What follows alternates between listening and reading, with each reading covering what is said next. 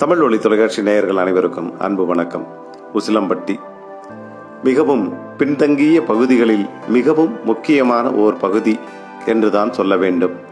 ஆம், இங்கு வருவாயை ஈட்டக்கூடிய தொழிற்சாலைகளோ மற்ற நிறுவனங்களோ ஏதுமில்லை. விவசாயத்தை மட்டுமே முழுமையாக நம்பி வாழக்கூடிய ஓர் பகுதி. ஆனால் இந்த பகுதியில் உள்ள அரசியல்வாதிகளாக இருக்கட்டும் அல்லது அரசியல் கட்சியினராக இருக்கட்டும், அவர்கள் எல்லோராலும் உச்சரிக்கப்படும் ஓர் மந்திர சொல், ஆம், அதுதான் 58 கிராம கால்வாய் திட்டம். இந்த திட்டம் ஐயா PK மூக்கையா தேவர், PN வல்லரசு ஆகியோர்களின் கனவு திட்டம். எப்படியாவது இந்த மக்களுக்கு நல்ல நீர் கிடைத்து விடாதா, விவசாயம் செழித்து விடாதா என்கின்ற ஏக்கத்தில் தான் இந்த திட்டத்தை தொடங்குவதற்கான முயற்சியை மேற்கொண்டார்கள். திட்டம் எப்பொழுதோ எப்படியோ தொடங்கப்பட்டு விட்டது. ஆனால் முடிவு என்பது மட்டும் இன்னும் எட்டப்படாமலே இருந்து வருகின்றது. அதற்காக இன்று காலை 11 மணி அளவில் உசிலம்பட்டி பசும்பன் முத்துராமலிங்க தேவர் கல்லூரி வளாகத்தில் அமைந்துள்ள கருத்தரங்கத்தில் இன்று காலை 11 மணி அளவில் கருத்தரங்கம் ஏற்பாடு செய்யப்பட்டிருந்தது. இந்த நிகழ்வில் உசிலம்பட்டி 58 கிராம கால்வாய் விவசாய சங்கத்தைச் சேர்ந்த நிர்வாகிகளும் கல்லூரியினுடைய முதல்வர் டாக்டர் O. ரவி அனைவரையும் வரவேற்பு பேசினார். கல்லூரியின் தாளாளர் மற்றும் செயலாளர் மாலாந்தூர் P. பாண்டியன், தலைவர் LS. பாலகிருஷ்ணன், பொருளாளர் வனராஜா மற்றும் நிர்வாக குழு உறுப்பினர்கள் என பலரும் கலந்து கொண்டனர். இந்த நிகழ்வில் இந்த ஆண்டு புதியதாக சேர்க்கப்பட்ட மாணவர்கள் பலரும் கலந்து கொண்டு இந்த நிகழ்வினை சிறப்பித்தார்கள். அந்த நிகழ்வின் காட்சியினை காண்போம், வாருங்கள்.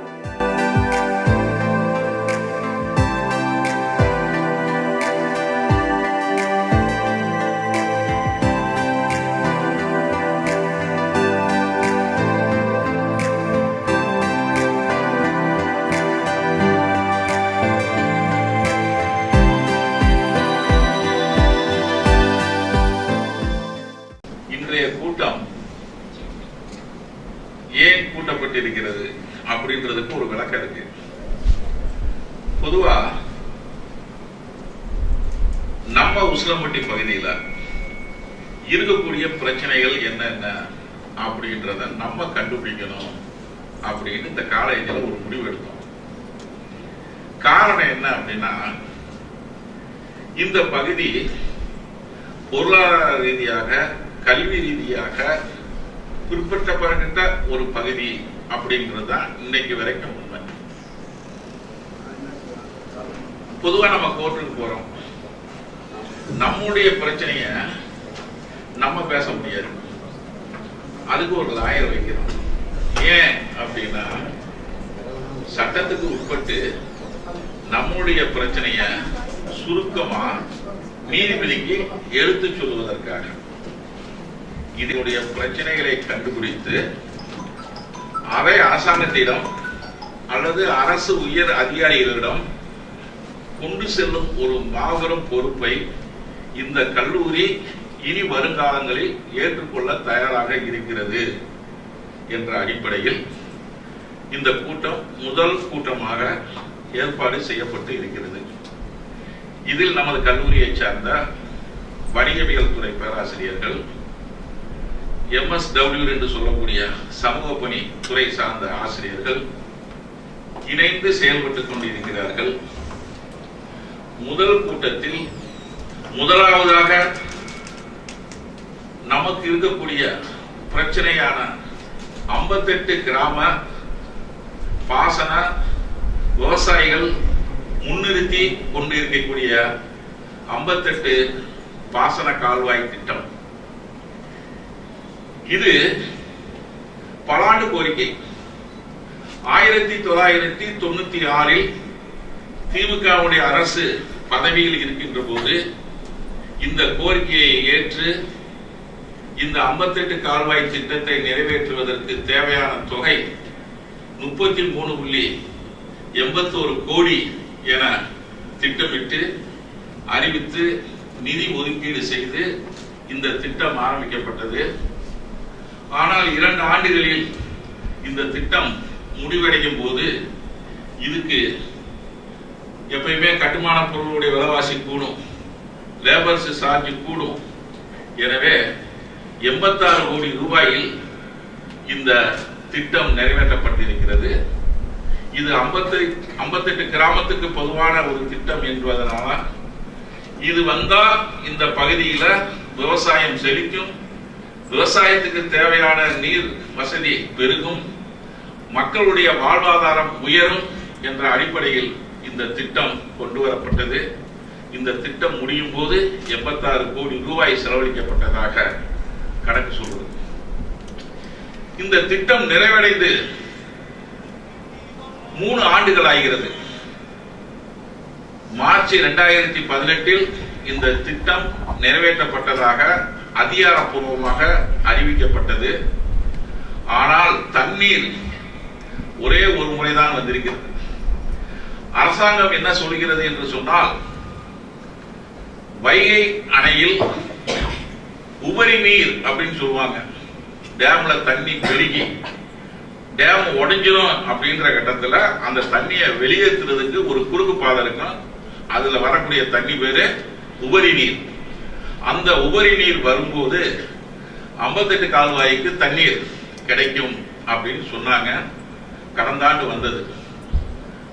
ஆனா நம்முடைய கோரிக்கை என்ன, நிரந்தரமாக, ஏன்னா இது விவசாயத்துக்காக தானே, விவசாயத்துக்காக இந்த நீர் பயன்படுத்தப்பட இருக்கிறதுனால எங்களுக்கு நிரந்தரமா தண்ணீர் வேணும் அப்படின்ற ஒரு கோரிக்கையை இப்ப அவங்க வச்சு போராடி கொண்டிருக்கிறார்கள்.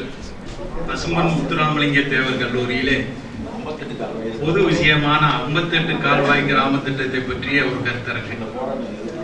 ஏன் அப்படின்னா அதுக்கு நமக்கு நிறைய விஷயங்கள் இருக்கு. என்னன்னா, இந்த திட்டம் ஆரம்பித்தது நமது கல்லூரியை ஆரம்பித்த திரு PK முத்தியார் தேவர் அவர்களால் உருவாக்கப்பட்ட திட்டம். இந்த திட்டம் 1968 இந்த திட்டத்தை உருவாக்கி இதற்கான செயல் வடிவத்தை உருவாக்க வேண்டும் என்று பெரிதும் பாடுபட்டால் அவரால் முடியவில்லை. அந்த காலங்களில் அதன் பின்னாடி 96வது ஆண்டிலே திரு வல்லரசு அவர்களும் திரு சந்தானம் அவர்களும் சட்டமன்ற உறுப்பினர்களாக இருக்கும் காலத்திலே திராவிட முன்னேற்ற கழக ஆட்சியிலே அந்த திட்டம் 33 கோடி ரூபாயிலே ஆரம்பிக்கப்பட்டது. அது ஆரம்பித்து முடிவடையும் போது முன்னாடியே பொருளாதார சிக்கல் அந்த எஸ்டிமேட் கூடிடுச்சுன்னு சொல்லி நிப்பாட்டாங்க. திரும்ப 2001 இருந்து 2005ஆம் ஆண்டு சட்டமன்ற உறுப்பினர் சந்தானம் இருக்கும் காலத்தில் திரும்ப அதை துரியப்படுத்தி அது அலுவல் ஆய்வு குழு உறுப்பினராக வேற இருந்தார், தலைவரா. அதனால அது 2-3 தடவை எல்லா ஆபீசரையும் கூப்பிட்டு அது எஸ்டிமேட்டை கூட்டி 68 கோடி வாங்கினாங்க. அப்ப 68 கோடி வாங்கி அப்பையும் வேலை முடியல. அதன் பின்னாடி சிறிய முடித்து கிட்டத்தட்ட ஒரு 15 ஆண்டுகள் கழித்து தான் நமக்கு தண்ணி வந்திருக்கு. அதுவுமே ஆரம்பத்திலேயே சந்தானம் என்னுடைய தந்தையார் என்ற காரணத்தினால சில விஷயங்கள் இந்த 58 கால்வாயில தெரியும். ஆரம்பத்திலேயே துரைமுருகன் சண்டை ஓட்டம், இது ஆயக்கட்ட ஆக்கணும், உபரி நீர் ஆக்கியிருக்கீங்க, இது அப்படியே ஆயக்கட்ட ஆக்கணும்னு சொல்லி ரொம்ப சிரமப்பட்டு பேசினா அவங்க அதுக்கு ஒத்து வரல.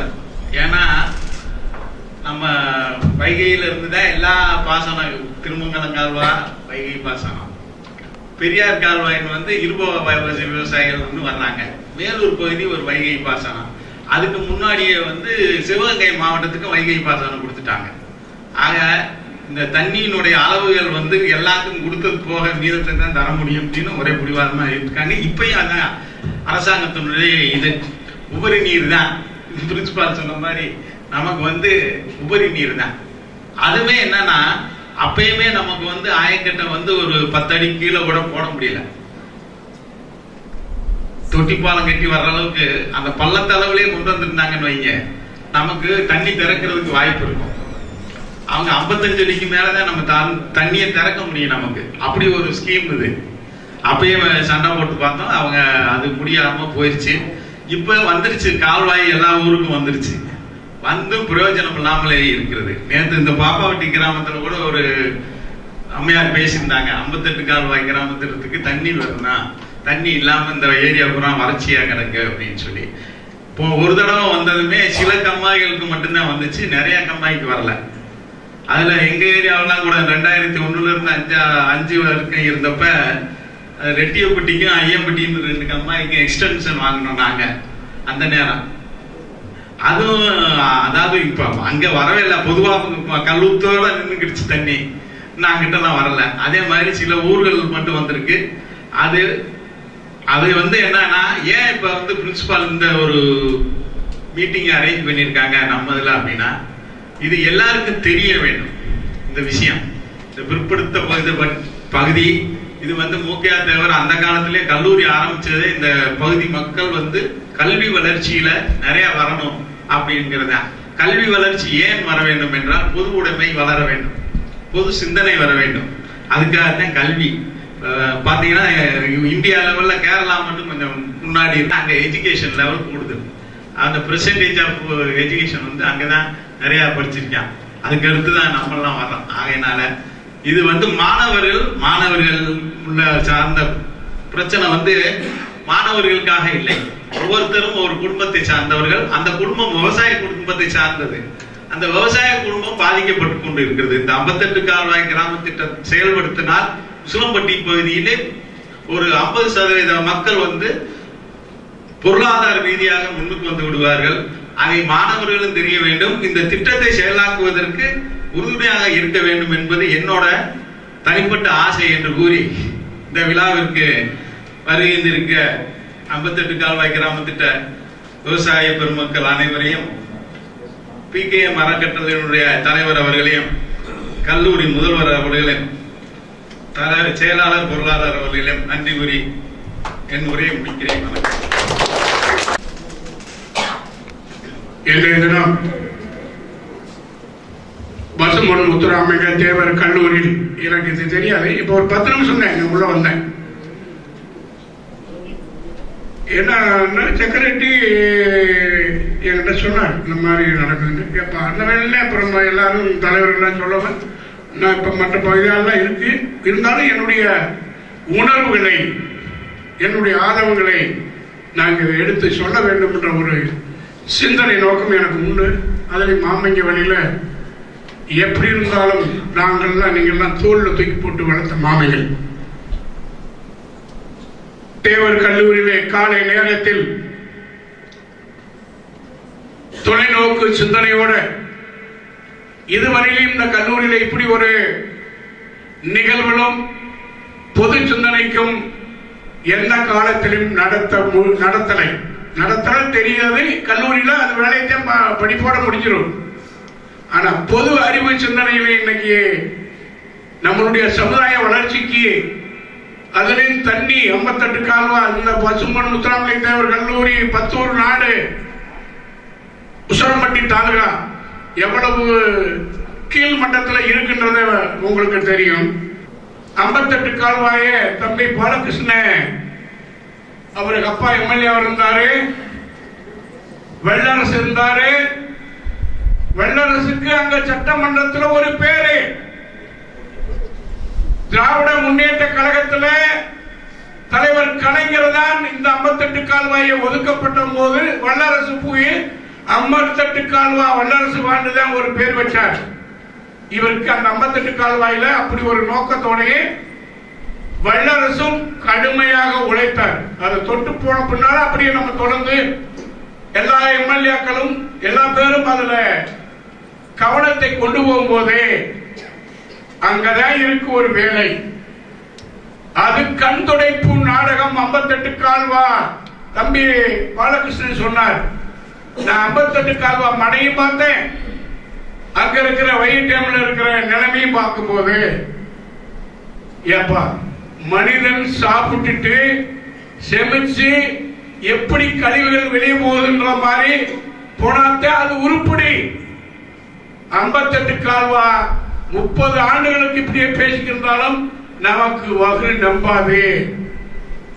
அந்த இடத்துல என்னைக்கு டேம் நம்பி அது மேலாக ஒரு மருகா மாதிரி தம்போங்கி, அதுக்கு பேரு வெள்ளக்காரன் காலத்துல மருகா தம்போங்கின்னு சொல்றாங்க, அது மாதிரி வச்சிருக்காங்க.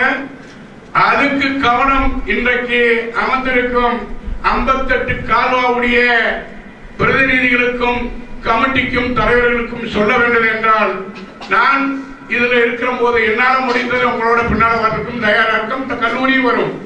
இப்ப 5 நிமிஷத்துல பஸ் மறிச்சிட்டு நாக் பண்ணி போடுவான்.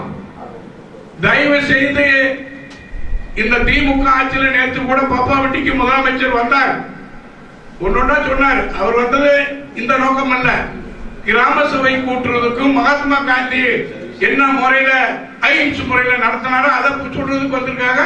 அதுல ஒரு உதயச்சந்திரன் கலைட்டு இந்த பக்கம் இருந்தார். அதுல பல வழியை சொல்லியிருக்காரு. அதுக்காக அவர் வந்தவர். இந்த பொது வேலையை நேற்று அதை கவனத்தில் கேட்டு போயிருக்காரு. செய்ய எப்படின்னு தெரியல. உரிய 58 கால்வாவுடைய நிர்வாகிகளுக்கும் கமிட்டிக்கும் ஒரே புடி விட்டா திரும்பி வராது. 58 கால்வாய்க்கு இந்த பகுதிக்கு தண்ணி வேணும்னா அந்த மடையிலிருந்து வடக்கு பகுதியில இப்படித்தான் இருக்கு டேம். மடையிலிருந்து வடக்கு பகுதியில பள்ளத்துல கொண்டு போய் பம்ப் பண்ணி, அதுக்கு பேரு பம்ப் பண்ணி அங்கிருந்து ஒரு குழாவை பதிச்சு ஏற்கனா அந்த 58 கால்வாயில வந்து வெளியே தண்ணி தவும் செழிப்பாகும். நிறைய பெருகிற அணைக்கு முல்லை பெரியார் பெருங்குது. கேரளாக்காரங்க கடுமையா அதை சாடும் போது அங்கிருந்து குழாவெளி வருது. அது பெண்ணி குக்கு போட்ட பின்னால திரும்பி எதுவுமே நடத்தல. அது நல்லா இருக்கிற போதே அந்த கேரளா கவர்மெண்ட் ஓட்டையா இருக்கா, அடைக்கணுமா, உடஞ்சு போமாண்டு அந்த கவர்மெண்ட் வேற நம்மளை இடஒதுக்கீடு பண்றாங்க. அதுலயும் சரிவர இந்த தமிழக அரசு கவனத்துக்கு கொண்டு வந்து பத்திரிகை எழுதினப்பா அதுலயும் 58 கால்வாவுடைய நோக்கம் இருந்தாலும் முல்லை பெரியாருடைய கவனத்தை பெருக்கக்கூடிய வாய்ப்பை உருவாக்கணும். அது 52 அடிக்கு அன்னைக்கு பெண்ணிக்கு உருவாக்கி இருக்காரு. தத்து புத்துன்னு இப்ப 46 அடியில நிக்குது. இன்னும் அது கம்மியா இருக்கு. ஒரு அடின்றது எத்தனையோ பவர்.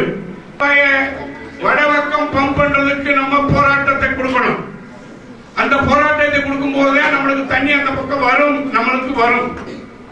தேவையில்லாம தண்ணி பெருகிட்டா ஆத்துல முடங்கி போய் ராமநாட்டுல போய் கடலுக்குள்ள போயிருச்சு. இப்ப கூட 3 தடவை பெய்யிருக்கு. வேஸ்டா போயிருக்கு. அந்த வேஸ்டான தண்ணி நம்மளுக்கு விட்டா கிணறு, பம்பு, டேம், கமாயெல்லாம் பெருகி போயிடும். அதை கடுமையா உருவாக்கி அந்த பக்கம் போயிட்டு முல்லை பெரியால இருந்து வர தண்ணியும் டேம் நிக்க வைக்கணும். டேம் என்பது இது ஒரு 70 அடி. இப்ப மேலே போய் ஒரு கம்மாயில இருக்க மட்டும் தண்ணி தான் வைட்டம்ல நிக்குது, ஓடி போயிருது. அதுக்கு போராட்டம் பண்ணி தூர்வாரணும், பம்ப் பண்ணணும். தண்ணியை வேஸ்ட் பண்ணாம எங்களுக்கு கொடுங்கன்ற அளவுக்கு அரசு கவனத்தை கொண்டு போய் இந்த வேலையெல்லாம் இப்ப இருக்கிற தமிழக அரசு தளபதி ஸ்டாலின் முதலமைச்சர் கிட்ட கவனத்துக்கு கொண்டு போகணும். எங்களை பேசணும், ஒரு மனுவை கொடுத்தோம், பார்த்தோம், அவ்வளவுதான் இருக்கக்கூடாது, நடந்துடணும். டெல்லியில எப்படி விவசாயிகள் நரேந்திர மோடியை எதிர்த்து 6 மாசம் 8 மாசம் 10 மாசமா போராடி கொண்டிருக்கிறார்கள். அவருக்கு ஒரு பிடிமானம். அந்த சீக்கியர்கள் இன்னும் விடவே இல்லை. அதை நான் ஜமாத்தி பொறுக்காங்க இருக்கிற அரசு நரேந்திர மோடி அதெல்லாம் வந்துச்சுன்னா நம்மளுக்கு ரொம்ப கஷ்டமா போகும். அவங்க எல்லாம் சிங்கிக்காரங்க. ஒவ்வொருத்தரும் ஒவ்வொரு ஊர் மட்டும் விவசாயி வச்சிருக்காங்க. தயவு செய்து இந்த கூட்டத்தில் இளைஞர்கள், மாணவர்கள், பெரியோர்கள், ஆசிரியர் பத்திரிகை, கால்வாவுடைய தலைவர்கள், கமிட்டி எல்லாமே ஒன்று சேர்ந்து அரைங்குறைமா பேசக்கூடாது, அரைங்குறைமா எழுதக்கூடாது. வெயிட்டான முடிவு, வெயிட்டான தீர்மானம், வெயிட்டான மக்களுடைய பிரதிபலிப்பாக கொண்டு போகணும். 4 பேர் வந்தா வீட்டுக்கு இருந்தானப்பா வேற சோழியில் ஒரு ஏதோ துள்ள போட்டுப்பாரு அப்படிலாம் பேசுறாங்க. காலம் கெட்டு போய்விட்டது. நாம விசுவரூபம் எடுக்கணும். டேம் தண்ணி, முல்லை பெரியார் தண்ணியும் செதறாம இங்க வரணும். இந்த தண்ணி செதறாம கடல்ல போய் கலக்காம நம்மளுக்கு வாரதுக்கு வழிவகை பண்ணணும். 58 கால்வா அப்படியே வந்தாலும் அது கால்வா மாதிரி இல்ல. 4 பேர் உட்கார்ந்தா மறைச்சுக்கலாம். அது கால்வா அதாவது போகுது. அத்திவிட்டி எழுதி, சாப்பிட்டு எழுதி, இதா போய் போய் முட்ட போகுது. இந்த பக்கத்தில் விற்கிறவங்களை தேடி 2 மணிக்கு இடையில போயிருமா? போகாது. கடுமையா விரிவு பண்ணி எங்களுக்கு தனிப்பட்ட முறையில கால்வாயா கொண்டு வா.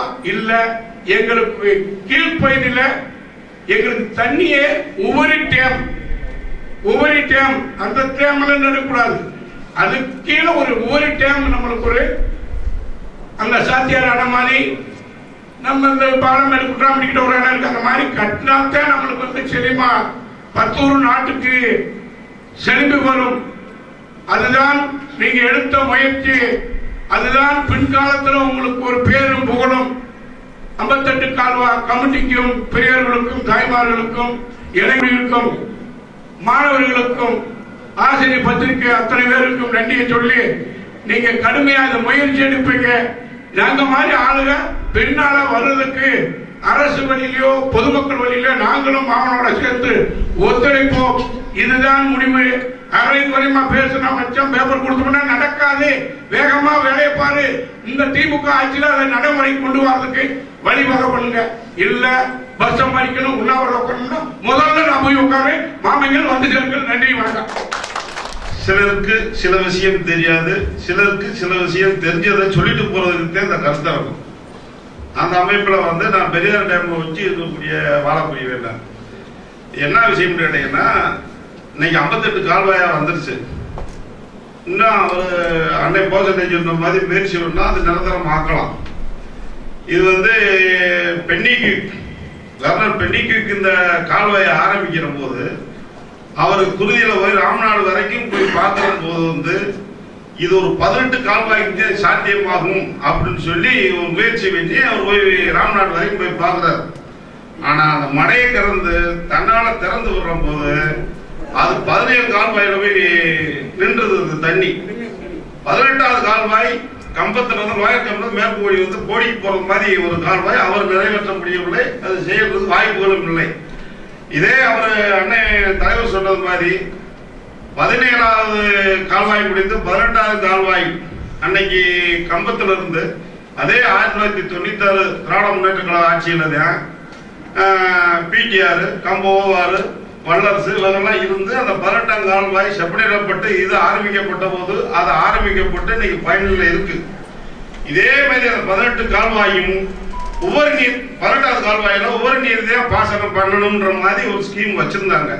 ஆனா இப்ப 3 மாசத்துக்கு முதல்ல தண்ணியை திறந்துட்டாங்க. அது எப்பயுமே வந்து டிசம்பர் ஜனவரி பிப்ரவரி 3 மாசம் தான் வரும்.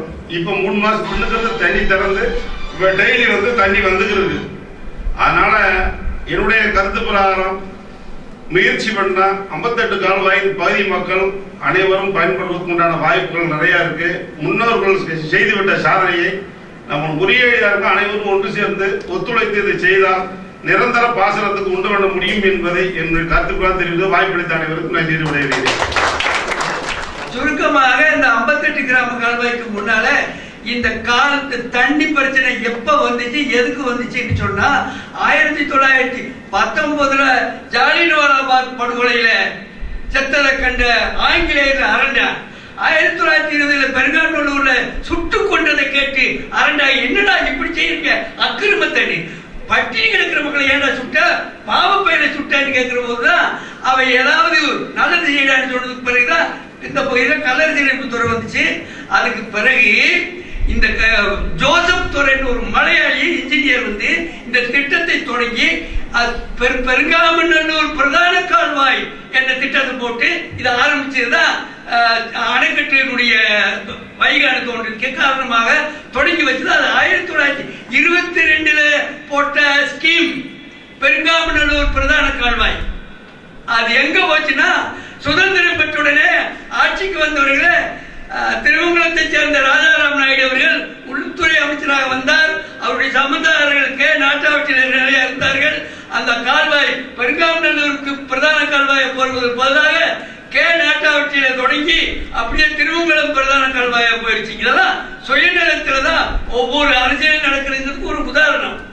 அந்த அருமையான திட்டம் 1922 ஓட்ட அந்த திட்டம் பாப்பாவட்டி கோயில்ல முதல் கூட்டம் போட்டாரு அந்த ஜோசப் துறை போட்டு அடுத்து திடீர்ல இருக்கிற அந்த இதுல போய் கூட்டம் போட்டு இந்த திட்டத்தை சொன்னாரு.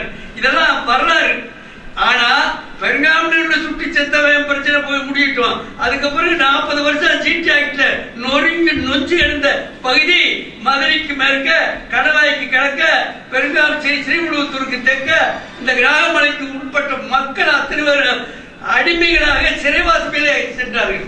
இதை விட 1880 காவக்காரர்கள் பிடிச்சு கொண்டு போய் சென்னைக்கு அந்த பக்கத்துல நெய்வேலி பக்கத்துல முழுவேலிக்குள்ள அடைச்சு வச்சிருந்தாங்க இந்த பகுதி மக்களை. அவங்களுக்கு இன்னைக்கு இருக்க பிரசிலை நகர் ஒரு நகர் இருக்கு. பூத்த 8 நாட்டு கல்லர்கள் 24 ஓக்கிராம கல்லர்கள் அங்க அடைபட்டு கிடக்கு. அது பல பேருக்கு தெரியாது. அஜிசி நகர் ஒரு நகர், அதுவும் பல பேருக்கு தெரியாது. அந்த மக்களுக்கு இந்த நாட்டை நினைச்சு நினைச்சு அழுகிறான். ஒரு நாள் ஒரு தடுத்தாரு இந்த பிரசிலை நகருக்கு என்னை கூப்பிட்டு போயிருந்தாங்க. என்னை பார்த்தோன்னா அதிசய பொருளை பார்த்த மாதிரி பேசி சொல்லி அழுதாங்க. என்ன சொல்லி? நம்ம கோயில், எங்க கோயில் நாட்டாங்குளத்து கோயில், எங்க கோயில் பாப்பாவட்டி கோயில், எங்க சீஜா பாட்டி சொல்லிருக்கேன், எங்களுக்கு தெரியாது. எங்க பாட்டினே புடிச்சு கொண்டு போய் அங்க அடைச்சிருக்காங்க. அதெல்லாம் 1880. இது 1927 சுட்டது பெருங்காமநல்லூர். இத்தனை ஆண்டுகளுக்கு முன்னால காரைக்கால் திறமையான போராளியாக இருந்தவனை புடிச்சு புடிச்சு புடிச்சு புடிச்சு கொண்டு போய் முழுவேலிக்குள்ள அடைச்சு வச்சா நெய்வேலியில. அப்புறம் நெய்வேலியில அவங்க வேலை செய்யற போது கறி இந்த நிலக்கரி வந்து தெரிஞ்சோடனே இங்க இருக்கப்படாதவங்களை பூரா கொண்டு போய் அஜய்சி நகர் ஒரு இடத்துலயும், அஜய்சிங்கிற ஒரு வெள்ளக்காரன் பேர்லயும், பிரிசிலிங்கிற ஒரு வெள்ளக்காரன் பேர்லயும் ஒரு நகரத்தை உண்டாக்கி அங்க வாழ்றாங்க. நம்ம பட்ட கஷ்டத்தை மட்டும் சுருக்கமா சொல்றேன். இது முதல்ல சொன்னாங்க 58 வார்த்தையை சொன்னவே எங்க நிஜப்பழக்கிற மணிவன் என்ற ஒரு பையன் தான் முதல்ல 58 கிராமம் கால்வான்றத தொடங்கி விட்ட அதாவது சாதாரண பையன் படிச்சுட்டு சும்மா இல்லாம 58 கிராமத்துக்கு தண்ணி வேணும்னு ஆரம்பிச்சாங்க. அதுக்கப்புறம் இவங்க வந்து எஸ்ஐஆர் இயக்கம் வந்து கூட்டத்தை போட்டு தெருவா நாட்டு வண்டியை கட்டி உசிலம்பட்டியை வந்து மறிச்சாங்க. அப்பதான் கொஞ்சம் கொஞ்சம் விழிப்புல அப்பதான் வல்லரசு ஆளாகி வர்றாரு. அதுக்கு பிறகுதான் இந்த 58 கிராம கால்வாய் என்பது உருவாகுது. ஆனா போராடணும் இந்த வாயில தேடி விட்டு போன கதையா தண்ணியே வர வாய்ப்பே இல்லாத 58 கிராம கால்வாய்க்கு 48 அடிக்கு மேல தண்ணி வந்தா ஒவ்வொரு தண்ணி அழகா சொன்னாரு முதல்வர் தெரியும் மற்றவர்கள். ஒவ்வொரு தண்ணிக்கு மேல இருந்து வந்தா தானே ஒவ்வொரு தண்ணி வரப்போகுது. அதை நேற்று ஒரு பொம்பளை அவர் முதலமைச்சர் சொல்லிச்சு 58 இருக்குன்றது 58 அடிய 50 அடியா கொஞ்சம் ஆக்கி பாருங்களேன், எங்களுக்கு கொஞ்சம் தண்ணி வந்தாலும் வந்துடும். இப்ப தண்ணி வந்துச்சுன்னு சொல்றீங்க, எங்க வந்துச்சு? பாக்குறதுக்கு ஓடி ஓடி பார்த்தாங்க. அது மாதிரி விவசாய போராளிகள்லாம் தண்ணி வந்துச்சு தண்ணி எங்கனே வருது அதை ஓடி பார்த்தாங்க. எந்த கண்மாயிலும் வந்து தண்ணி நிக்கல, எந்த கண்மாயும் பார்த்தது இல்லை. இனி எத்தனை ஆண்டுக்கு? ஒருவேளை இந்த போராளிகள் வேற ஏதாவது மார்க்கத்தை கண்டுபிடித்து இதுக்கு ஒரு வழிமுறையை தெரிஞ்சுக்கிட்டு போராடணுமே தவிர அருமை ஐநாடு தலைவர் போஸ் பேசும்போது குரல் கடுமையா இருந்துச்சு, வேலை இருந்துச்சு. ஏன்னா அந்த தண்ணி அவர் குடிக்கிறாரு, அந்த செந்தண்ணி அவருக்கு ஓட்டி வருது. அதனால அவருடைய குரல்ல மகிழ்ச்சியும் ஆனந்தமும் பொங்க பேசினாரு. அது செந்தண்ணி குடிச்ச வாய் இவங்களுக்கு இல்ல பாவம். ஆனா செந்தண்ணிக்கு குடிச்சு அவங்க நல்லா இருக்கட்டும். அதுக்கு மேற்கு அந்த தண்ணி வர்றதுக்கு பூக்கையத்தவர் ஒரு வழி கொடுத்தாரு அந்த காலத்துல. அங்க அந்த கால்வாய் ஐநாறு பக்கத்துல பட்டத்தலச்சாலம் வந்து திருப்புற போது அந்த இடத்துல மறிச்சு அந்த தண்ணியை மேலே கொண்டு வர்றதுக்கு எந்த ஒரு வழியாவது காணுங்கன்னு சொல்லி ஆரம்பிச்சு கேட்டாரு. கேட்க நாதிகள் அவர் அன்றைக்கு எதிர்கட்சியில் இருந்ததுனால அவருடைய பேச்சு எடுபடல. 4 கண்மாய்க்கு பண்ணி கேட்டாரு, எடுபடல. இப்ப 58 கிராமத்தை கேட்டுக்கிட்டு உட்கார்ந்துருக்கோம். 58 கிராம மக்களுக்கு வரட்டும். அது வரணும்னு சொன்னா ஒருவேளை இறைவன் உங்களுக்கு வலுவை கொடுத்து சக்தியை கொடுத்து போராட்டத்துல வித்தியாசமான போராட்டம் நடத்தினால் ஒரு வேலை அதை பெற முடியுமோ, பெற வேண்டும், வர உங்களுக்கு வாய்ப்பு கிடைக்க வேண்டும் என்று எல்லாம் வல்ல இறைவனை கேட்டு இந்த நாட்டு சுதந்திரத்துக்காக போராடிய பசுமன் முத்துராமலிங்கத்தவருடைய ஆசி கிடைக்கணும், முக்கியத்தவருடைய ஆசி கிடைக்கணும் கேட்டு முடிக்கிறேன். நன்றி, வணக்கம். மாணவ செல்வங்கள் கல்லூரி வீடு என்று இருக்கின்ற காலகட்டமாய் மாறிக்கொண்டிருக்கின்ற காலத்திலே நீங்கள் எல்லாம் எதற்காக இந்த விழிப்புணர்வு ஒரு கூட்டம் நடத்துகின்றோம் என்று சொன்னால், போராட்டம் என்பது தனிப்பட்ட நபர்களின் போராட்டமாக நீங்கள் எல்லாம் கருத வேண்டாம்.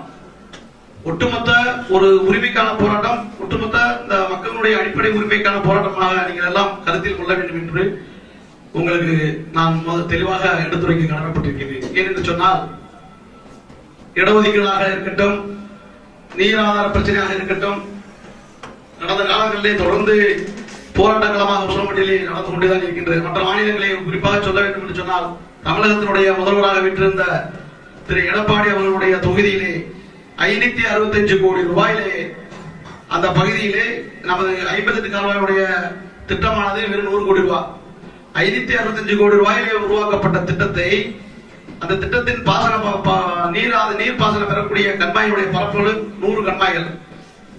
ஆனால் நம்மளுடைய கண்மாய்கள் எத்தனை? 33 கண்மாய்கள். ஆனால் இன்று வரை அது கனவு திட்டமாக இருந்து வருகின்றது.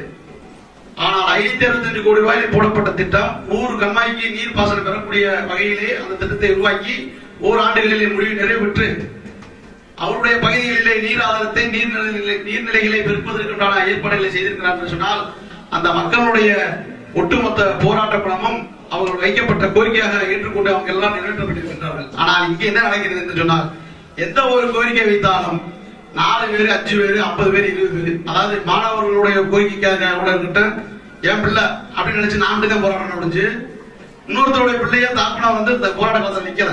அதுதான் இந்த உசிலம்பட்டியினுடைய மிகப்பெரிய ஒரு பின்னங்கிய நிலைக்கு காரணமாக நீங்கள் எல்லாம் சுற்றி கவனிக்க வேண்டும். அப்ப அது கூட அண்ணன் குபேந்திரன் அவர்கள் சொன்னார், 18ஆம் கால்வாய் இதற்கு பின்னால் உருவாக்கப்பட்ட கால்வாய், அந்த கால்வாய் திட்டத்தை நிறைவேற்றப்பட்டு அதுக்கு அரசாணை பிறப்பிக்கப்பட்டு நீரும் திறக்கப்பட்டது. ஆனால் அதற்கு முன்னால் திறக்கப்பட்ட 58 கால்வாய் இன்று வரை அரசாணையும் இல்லை, அதற்கான ஒரு நிரந்தர தீர்வு என்பதற்கான ஒரு முடிவெடுக்கக்கூடிய நிலையிலே நாமும் இல்லை என்பதுதான் உண்மை என்பதை புரிந்து கொண்டு, மாணவர்கள் எல்லாம் தனிப்பட்ட போராட்டம் என்று கருதாமலும் நமக்கு நீராதாரமாக விளங்கக்கூடியது என்பதை கருத்தில் கொண்டு, வருங்காலங்களிலே விவசாய சங்கமாக இருக்கட்டும், பொதுமக்களாக இருக்கட்டும், இருக்கக்கூடிய போராட்டங்களை, மாணவர்களுடைய போராட்டம் உசிலம்பட்டி மண்ணிலே ஒரு அண்ணன் சொன்னது போல பெண்களுக்கு உண்டான உயர்கல்வியை தர வேண்டும், 58 கால்வாய் திட்டம் நிறைவேற்ற வேண்டும், இடஒதுக்கீடு பிரச்சனைகளை கடந்த ஆண்டு 2018ஆம் ஆண்டு ஏதோ ஒரு நாள் உள்ளிருப்பு போராட்டம் மாணவர்கள் நிகழ்த்தி காட்டியிருக்கின்றீர்கள். ஆனால் இன்று அந்த இடஒதுக்கீடு பிரச்சனை மிக பெரிதாக நாம் கனவாகவே இருந்து வருகிறது. அதற்கு இப்படி உரிமைக்கான போராட்டங்கள் எல்லாம் நீங்கள் எல்லாம் கலந்து கொள்ள வேண்டும், உங்களுடைய பங்களிப்பை பதிவு செய்ய வேண்டும் என்று கேட்டுக்கொண்டு எனக்கு வாய்ப்பளித்தவைக்கு நன்றி கூறி விடைபெறுகிறேன். நன்றி, வணக்கம். திரு ஐ. ராஜா அவர்களை இந்த உட்கார்ந்திருக்க மாணவ மாணவிகள் 58 கால்வாயில எத்தனை பேருக்கு பயன்படும் மட்டும் கொஞ்சம் கேட்டுக்கொள்ளலாம். அந்த ஏரியாவுக்குள்ள எந்தெந்த தண்ணி உங்களுக்கு வர்றதுக்கான வாய்ப்பு இருக்குங்களா? உசிலம்பட்டி தான் சேர்த்தேன், இல்லாட்டி வருவங்களுக்கு தான் சேர்த்தேன், இந்த சைட்ல யாராவது எங்களுக்கு இந்த தண்ணி எல்லாம் பயன்படும் யாராவது இருக்கீங்களாங்க? இந்த தண்ணி வந்து எங்களுக்கு எல்லாம் பயன்படுறதுக்கு ஒரு வாய்ப்பு இருக்குன்றது யாரெல்லாம் இருக்கீங்க? பரவாயில்லப்பா, ஒரு 10-15 பேர் வந்திருக்கீங்க, உண்மையிலே சந்தோஷமான விஷயம். அதெல்லாம் பாதிக்கப்பட்டவங்க வந்திருக்கீங்க, அதுல உண்மையில மற்ற மாணவர்களுக்கு இங்க படிக்கின்ற மாணவர்கள் 58க்கு நமக்கு சம்மந்தமில்லாதவர்கள் உள்ள உட்கார வச்சுக்காரன்ட்டு ஒரு எண்ணத்தில் உள்ள உட்காந்துருப்பீங்க. நமக்கு அதுக்கு சம்மந்தம் இல்லைல்ல. படிக்கிறவங்களுக்கு 58 கால்வாய்க்கு என்ன சம்மந்தம் இருக்கு? எங்களுக்கு இல்ல. 10 பேர் அவர் பாதிக்கப்பட்டவங்க மட்டும் உட்காந்துக்காங்க. எங்களுக்கு ஏற்பாடு பண்ணி கொடுத்த முதல்வர் வந்து மாணவர்கிட்ட நீங்க என்ன விஷயம்ன்றதை சொல்லுங்க, அப்பதான் மாணவருடைய பங்களிப்பு எப்படி இருக்குன்றது எங்களுக்கு ஏற்பாடு கொடுத்துருக்காரு. உண்மையிலே நான் சந்தோஷம் தான். இப்ப மாணவர்கிட்ட பேசும்போது எல்லாரும் ஒவ்வொரு கருத்து சொல்லியிருப்பாங்க. உங்களுடைய பங்களிப்பு எப்படி இருக்குன்னு, மாணவருடைய பங்களிப்பு. இப்ப நம்ம வந்து கல்லூரியில் படிக்க வந்திருக்கோம், இது நம்மளோட முதல் பணி. அப்ப சமூகத்துக்கும் நமக்கும் எதுவும் தொடர்பு இருக்காண்டா இருக்கு. சமூகம் வேற, மாணவர்கள் வேற இல்லை. சமூகம் உங்க அப்பா அம்மா இருப்பாங்க, விவசாயத்தை சார்ந்தவதா இருப்பாங்க, யாருமே அவங்க அப்பா அம்மா வேலை பார்த்துட்டு இங்க வந்து படிக்கிறதுக்கான சோர்ஸ் இல்லை. எல்லாம் விவசாயத்தை சார்ந்தவங்க. ஏன்னா அரசியல் வந்து நான் ஃபார்வர்டாக ஒரு மாவட்ட பூச்சலாக இருந்து நான் வந்து இங்க பேசுறேன்னா, தொடர்ச்சியா அந்த ஒரு 40 ஆண்டு காலமா இந்த 58 கால்வாய் திட்டத்தை பற்றி தொடர்ச்சியா நான் பயணிச்சிருக்கேன். அதை கூட சேர்ந்து அந்த வல்லரசு உங்களுக்கு தெரியாத வாய்ப்பு இல்லை. உங்களுக்கு சமாதி இருக்காது கல்லூரிகள். அவர் வந்து ஆண்டிவட்டியில எம்ஜிஆரை எதிர்த்து போட்டி உள்ளது. அவர் வந்து அமெரிக்காவில் புருக்லின் மருத்துவமனையில நோய்வாய்ப்பட்டு உயிருக்கு போராடி இருக்கும் போது தேர்தல் வருது ஆண்டிவட்டியில. அப்ப வந்து கலைஞர் அவர்கள் வல்லரசை கூப்பிட்டு நீங்க தான் ஆண்டிவட்டியில வேட்பாளராக நிக்கணும்னு அவர் சொல்றாரு. அவங்க திமுகவில் யார் நிக்கிறது யாருக்கும் தயாரா இல்லை. எம்ஜிஆர் எடுத்து நிற்கிறது அவ்வளோ விஷயம் இல்லை. அவர் மக்கள் செல்வர். அவர் எடுத்து நிற்கிற அளவுக்கு யாருக்கும் அந்த தைரியம் இல்லை, தன்னம்பிக்கையும் இல்லை. அவரை யார் நிற்பாட்டாடும் போது வல்லரசு தான் நிற்பாட்டணும், ஆண்டு நிறுத்துவது நிற்பாட்டாங்க. ஏன்னா இப்போ அரசியல் எப்படின்னா ஒரு வேட்பாளர் நின்றாங்கன்னா ரூபாயை கொடுத்து வாங்கிக்கிற சக்தியும் இருக்கு ஒவ்வொரு கட்சியுமே. அப்படி இவர் வாங்குவாரான்னா கிடையாது. வல்லரசு எதுக்குமே பணத்துக்கு அடிப்படைய மாட்டாரு. இவரு கொள்கைக்காக இருக்கவர். அகில இந்திய பாரம்பரிய கட்சியில நேதாஜியின் கொள்கையும் தேவருடைய கொள்கையும் பின்பற்றி வர்றவங்க. இவங்க எந்த ரூபாய்க்கும் அடிபடைய மாட்டாருன்னு சொல்லித்தான் இவர் நிற்பாரு. அவர் எதிர்த்து நிற்க கூட டெபாசிட்டே போடுவாங்க. எம்ஜிஆர் எதிர்த்து நிற்க கூட டெபாசிட். ஆனா இவர் மட்டும்தான் 30,000 ஓட்டுக்கு மேல வாங்கி டெபாசிட் வாங்கின ஒரு வேட்பாளர். அப்படி இருக்கும்போது சட்டமன்ற அடுத்து வரும்போது சட்டமன்றத்தை உருவாக்கி போட்டாரு. அப்ப அவருடைய கனவு மூக்கியத்தோடைய கனவு திட்டம் இந்த 58 காலத்திலிருந்து மூக்கியத்தவர் கொண்டு வருவது முடியாம போச்சு. இந்த கனவு திட்டத்தை நிறைவேற்றின அவருடைய சிஷியனை அந்த மூக்கியத்தவருக்கு சிஷியன் வந்து வல்லரசு அவர். இப்படி சட்டமன்றம் போகும்போது எங்களுக்கு எப்படியாவது இந்த திட்டத்தை நிறைவேற்றி இந்த உசிலம்பட்டி பகுதியை பொறுத்து வறட்சியான பகுதி. செல்லம்பட்டி யூனியன் வையை தண்ணி பாயிற பகுதி, உசிலம்பட்டி மட்டும் மேட்டு பகுதி வறட்சியான பகுதி. அப்ப சேடவட்டி நமக்கு தொகுதியில சேராது. இது 2 யூனியன் தான் நமக்கு இருக்குது. அப்ப இந்த பகுதியில் மட்டும் தண்ணி கொண்டு வந்தே அந்த மக்கள் வாழ்வாதாரம் சிறப்புன்னு சொல்லி கடுமையாக போராடும் போது கலைஞர் அவர்கள் எல்லா இன்ஜினியரும் கூப்பிட்டு பேசும்போது என்ன சொல்றாங்க, சார் இந்த இவ்வளவு ரூபா கொடுத்து திட்டங்கள் நிறைவேறது வேஸ்ட் சார். எல்லா இன்ஜினியருமே அப்படிதான் சொல்லிருக்காங்க திட்டத்தை பற்றி சொல்லும்போது. இல்லையா, நான் வல்லரசுக்கு நான் கொடுக்கணும், அது பெயிலரா போலாம் சேர்த்தியா பாசா போலாம் சேர்த்தியா எனக்கு தெரியாது, எனக்காக நம்பி வந்திருக்காப்புல நான் கொடுத்து ஆரம்பிச்சு சொல்லி அந்த திட்டத்தை கொடுக்கறதே இந்த 58 காலத்துல வல்லரசுக்காக கொடுக்கறது திட்டம். லேசான விஷயம் இல்லை. ஆனா அவர் எப்படி இருக்குவா அந்த சட்டமன்றத்துக்கு ஒரு விஷயம் இருக்கு. துறைமுகர் அன்னைக்கு துறை அமைச்சர் சட்டமன்றத்துலதான் அந்த கோரிக்கை என்னென்ன கோரிக்கை நிதி ஒதுக்குன்னு சொல்லணும். அதுக்கு முன்னாடி இவர் துறைமுகர் வீட்டுல போய் இவர் போய் பார்க்க போறாரு. எங்க இந்த 58 காலத்துக்கு நிதி ஒதுக்கிட்டீங்களா அப்படின்னு போய் கேட்க போறாரு. ஏய் வல்லரசு, என்ன ஒம்பாட்டுக்கு எது ஒம்பாட்டு கேட்டுருக்க விளையாட்டு விஷயமா போய் அங்கே அப்படின்னு சொன்னேன். கோவம் அங்கேயே உட்காந்து அழுகிறாரு. ஏன் அழுகுறேன்னு எங்க ஊருக்கு போன ஓட்டு வாங்கிட்டு இருக்கேன், இந்த 58 காலத்தை நிறைவேற்றணும்னு சொல்லி கேட்டு வாங்கிட்டு இருக்கேன். கட்டாயம் நிறைவேற்ற அது இல்லையா, நீ போனேன் நீ தலைவர் போய் பாரு போயா அப்படின்னா தலைவர் இருக்காப்ல. தலைவர் சொன்ன உடனே ஒன்றும் இல்லை, ஒம்பாடுக்குது முதல் திட்டத்துல அறிவிக்க போறாங்க. ஒம்பாடுக்குது வெளியே சொல்லக்கூடாது. ஒம்பாடுது மரபுன்னு ஒண்ணு இருக்கு. அந்த துறை அமைச்சர் போய் சட்டமன்றத்துல தான் அறிவிக்கிற மொழிய நான் சொல்லிட்டு நீ வெளியே சொல்லி விடுவேன், அது மரபு மீறினதா போகும்னு சொல்லி அந்த திட்டம் கொடுத்ததே அந்த 33 கோடி ரூபாய். இல்லை விளையாட்ட வரல, அது போராடி போராடி போராடித்தான் வந்தது. சும்மா தனிப்பட்டு இல்லை. ஏன் அரசியல் நாங்கள் சொல்றோம்னா இந்த உசிலம்பட்டி தொகுதிக்கு ஃபார்வர்ட் பிளாக் இயக்கம் தான் மக்களுக்கான இயக்கம். திமுக அம்மா மன்றம் எத்தனையோ கட்சி இங்க இருக்கலாம், பல கட்சி இருக்கலாம். ஆனா அந்த ஒரு இயக்கம் மட்டும்தான் இந்த மக்களுக்கான இயக்கம். மக்களுக்கு என்ன தேவை இருக்கோ தொலைநோக்கு பார்வையில பாக்குறது தான் அகில இந்திய பாரம்பரிய கட்சி. மற்ற கட்சிகள்லாம் தன்னை வளர்த்துக்கிறதுக்கும் தன் குடும்பத்தை வளர்த்துக்கிறதே வறுமை ஒழிய இந்த அகில இந்திய பாரம்பரிய கட்சி மட்டும்தான் இந்த மக்களுக்கான இயக்கம். அது மாதிரி அந்த தேர்ந்தெடுக்க முறை ஒன்று இருக்கு பார்த்தீங்களா. இந்த 2 முறை இப்ப வேற கட்சி ஆட்சிக்கு இப்ப திமுக கூட்டணி நாங்க அகில இந்திய பாரம்பரிய கதிரவன் வந்தாருன்னா பல நம்ம எங்கேயாவது ஒருத்தர் ஓட்டு போட்டு நினைக்கிற மொழிய யாரை தேர்ந்தெடுக்கணும் நம்ம முடிவு பண்ண முடியல. நம்ம படிக்கிறதுக்கு என்ன காரணம்னா ஒரு சிந்தனை வேணும், தொலைநோக்கு பார்வை வேணும். யார் ஒரு நல்லவங்க யாரை தேர்ந்தெடுத்தால் இந்த உசிலம்பட்டி தொகுதிக்கு நன்மை ஏற்படும்ன்றது அந்த சிந்தனை இல்லை. அதுக்கு என்ன காரணம்னா 500 ரூபாய்க்கும் 200 ரூபாய்க்கும் 300 ரூபாய்க்கும் நம்ம ஓட்டை கொண்டு போய் விற்கிறோம். 5 வருஷத்துக்கு 500 ரூபாய்க்கும் 300 ரூபாய்க்கு தான் விற்கிற மொழிய இந்த தொலைநோக்கு பார்வை படித்தவட்டே இல்லாம இருந்தது வருத்தமான விஷயம். நான் அடிக்கடி எங்க பிகே மரக்கட்டில அங்க பேசும்போது அவங்கள்ட்ட சொல்றது, நீங்க இங்க படிக்கிறதுக்கே வேலைக்கு போங்க, தயவு செய்து கை நீட்டி லஞ்சம் வாங்காதீங்க, நாங்க இலவசமா தான் உங்களுக்கு கல்வி சொல்லிச்சாங்க, வேலைக்கான சொல்றேன், கை நீட்டி பிச்சை எடுக்காதீங்க, கை நீட்டி பிச்சை எடுக்காதீங்க. ஓட்டு ஒவ்வொரு வீட்டில் நீங்க எழுதி போடுங்க, எங்களுடைய வாக்கு விற்பனைக்கு அல்ல. அந்த சிந்தனை படித்தவர்கள்ட்ட இருக்கணும். 40 வயசுக்கு கல்யாணம் முடிச்ச பின்னாடி எப்படியோ முளைக்கும் சொல்லி எதவாச்சும் செஞ்சு கரெக்ட் தான் போறாமே.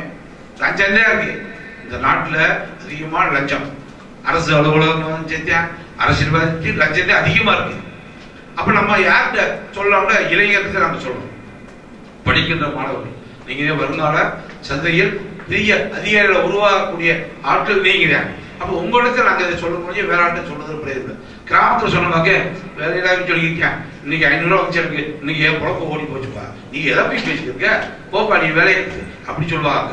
ஆனா நீங்க இளைஞர்கள் வந்து நியாயத்துக்கு கொஞ்சம் கட்டுப்படுவாங்க, நேர்மைக்கும் கட்டுப்படுவார்கள். நம்ம இப்படிதான் இருக்கணும்ன்ற ஒரு கொள்கை உங்களோட படிக்கின்ற காலத்துல இருக்கு. ஒரு டீல் முடியும் தட்டி அந்த கொள்கையோட இருக்கு. அந்த கொள்கையோடு இருக்கும் போது உங்கள்கிட்ட நாங்க சொல்றதுக்கான வாய்ப்பு எங்களுக்கு இருக்கு. அதுக்காக உங்களோட சொல்றதுக்கான வாய்ப்பு இன்னைக்கு முதல்வர் வந்து எங்களுக்கு ஏற்படுத்தி கொடுத்துருக்காரு. அதனால உங்கள்கிட்ட நாங்க சொல்ல வேண்டிய சூழ்நிலையும் அது எப்படி நீங்க எல்லாம் இந்த 58 கால்வாய்க்கு எப்படி நீங்க எங்களுக்கு உதவி செய்ய முடியும். இப்போ ஒரு விவசாய சங்கம் மட்டும் செய்து பல அரசியல் கட்சிகள் போராட்டம் பண்ணுது, ஆர்ப்பாட்டம் பண்ணுது, மனு கொடுக்குது. இது மட்டுமே 58 கால்வாய்க்கு நிரந்தர தீர்வாண்டா அது தீர்வு இன்னும் கம்மியாக தான் இருக்கு. அப்படின்னா யாருடைய குரல் ஓங்கி ஒழின்னு சொன்னா மாணவர்களுடைய குரல். மாணவர் நினைத்தால் ஆட்சியவே மாற்றுவதற்கான அதிகாரம் இருக்காங்க. அதிகமானது மாணவர் இளைஞர்களின் மாணவர்கள் தான் இருக்கு. அப்ப நம்ம அந்த மாணவர்கள் எந்த அளவுக்கு நீங்க அந்த 58க்கு குரல் கொடுக்கலாம்னு சொன்னா ஒரு ரேலி இங்கிருந்து சுரப்பட்டி வரைக்கும் 58 கால்வாய் திட்டத்தை நிறைவேற்றுடுங்க, சிமெண்ட் கால்வாய் உடனடியா அப்படி சொல்றதுக்கு ஒரு 3000 பேர் நம்ம படிக்கிறோம். இந்த 3000 பேருமே கல்லூரி முதல்வர் நிர்வாகத்தோட பெர்மிஷன் வாங்கிட்டு ஒரு ஓரமாக கொண்டு போய் ஆர்டிஓட்ட மனு கொடுக்கலாம். ஒரு 3000 போகும்போது அரசு நம்மளை திரும்பி பார்க்க, ஏன்னா மாணவர் இந்த அளவுக்கு இந்த மக்களுக்காக போராடுறாங்க என்று திரும்பி பார்க்கணும். சாத்வீகம் இல்லை. ஏன்னா மாணவர் நீங்க படிக்கும் போது உங்க மேல எந்த எஃப்ஐஆர் வந்துடக்கூடாது, வேலைக்கு போறது பாதிக்கப்பட்டு போகுது. அது நீங்க ஒரு ஓரமாக 3 வரை 5 வரை வரிசையா போய் அங்க ஆடியோட்ட போய் ஒரு மனுக்கள் கொடுக்கலாம். மாவட்ட ஆட்சியர் மற்ற தடவை சீஃப் மினிஸ்டருக்கு மனு வைக்கிறது லிஸ்ட் தவறு அனுப்பலாம், உங்க சார்பாக மாவட்ட கலெக்டருக்கு அனுப்பலாம், அந்த துறை அமைச்சருக்கு அனுப்பலாம். இதுதான் மாணவர்களுடைய செய்யக்கூடிய விஷயம். நீங்க பஸ் மறியலோ அது செய்ய முடியாது.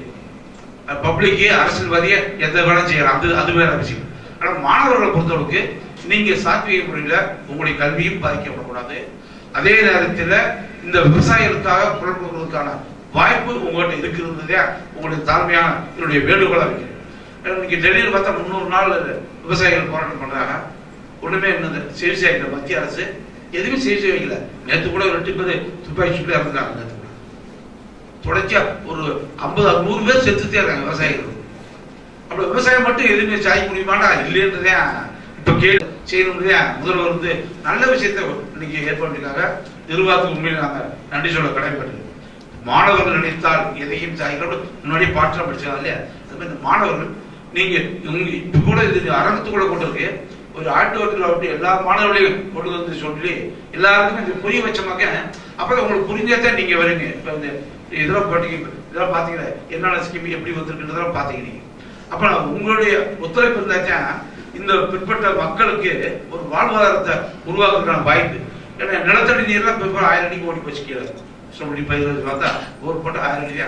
இப்போ கொஞ்சம் இந்த 1 வருஷமா கொஞ்சம் மழைகள் பெஞ்சதுனால கொஞ்சம் குடிக்கிற நீர் வந்து கொஞ்சம் பிரச்சனை இல்லாம இருக்கு. 2 வருஷத்துக்கு முன்னாடில வண்டியில வந்து வண்டி வண்டி தான் சோப்பிட்டு வந்து நாங்க வண்டி தண்ணி வாங்கி பிடிச்ச முடிய கிரவுண்ட் வாட்டர் எல்லாம் போச்சு. அதனால தயவு செய்து மாணவர்கள் உங்களுடைய ஒத்துழைப்போடு இந்த 58 கிராம கால்வாய் திட்டம் நிறைவேறதற்கு உறுதுணையாக இருக்க வேண்டும் என்று கேட்டுக்கொண்டு வாய்ப்பளித்த உங்கள் அனைவருக்கும் நன்றி உரிய 58 கால்வாய் திட்டம் ஒரு சாதாரண திட்டம் அல்ல. நீண்ட நெடிய இந்த பிற்படுத்தப்பட்ட மற்றும் பொருளாதாரத்தில் பின்தங்கிய மக்களின் ஒரு கோரிக்கை. அதாவது 58 கால்வாய் திட்டம் வந்து மற்ற பகுதிகளெல்லாம் மற்ற கால்வாய்கள்லாம் ஆற்றுக்கு தண்ணி திறக்கிற போது 50 அடியில் தண்ணி இருந்தாலும் திறக்கலாம், 30 அடியில் தண்ணி இருந்தாலும் திறக்கலாம், 20 அடி தண்ணி திறக்கலாம், எந்த அடிப்படையிலும் தண்ணி திறக்க வாய்ப்பு இருக்கிறது. ஆனால் 58 கால்வாய் உபரித்து நீர் அண்ணன் சொன்னது போல ராமநாடு கம்மா, அதாவது நாரையை பறக்க முடியாத கண்மாய், அவ்வளவு பெரிய கண்மாய், அந்த கண்மாய் நிரம்பி ராமநாடு சிவகங்கை செழித்து மற்ற கண்மாய்க்கெல்லாம் நீர் தேவை பூர்த்தியான பின்பு மீண்டும் வைகை முழுமையாக நிரம்பி 68க்கு மேல 69, 70 இருக்கும் போதுதான் தண்ணீர் திறக்க முடியும். ஆனா இந்த நான் இருக்க வசிக்கக்கூடிய விரிவீடு திண்டுக்கல் மாவட்டத்தில் விரிவீடு மற்றும் அதில் 3 கண்மாய்கள் பயன்பெறுகிறது. கடந்த ஆண்டு தண்ணீர் சோதனை ஓட்டத்திற்கு 2வது சோதனை ஓட்ட தண்ணி வரும்போது கண்மாய்க்கு ஒரு அரக்கமாய் நம்ம வச்சிருக்கோமா. ஆனால் அந்த கால்வாய் தண்ணி போகும்போது நடவட்டை ஆத்து பசி வைத்திருக்கு நாகைப்பட்டி விராலிமான்பட்டி சென்மார்பட்டி என்ற பகுதிகளெல்லாம் நீரோட்டம் எடுத்து இன்று வரை குடிநீர் தேவை பூர்த்தியாகி கொண்டிருக்கிறது. எனவே ஒரு சமூகம் முன்னேற்றம் அடைய வேண்டும் என்றால் ஒன்று கல்வி ரீதியாக வேலைவாய்ப்பு மூலம் நாம் முன்னேற்றம் அடையலாம்.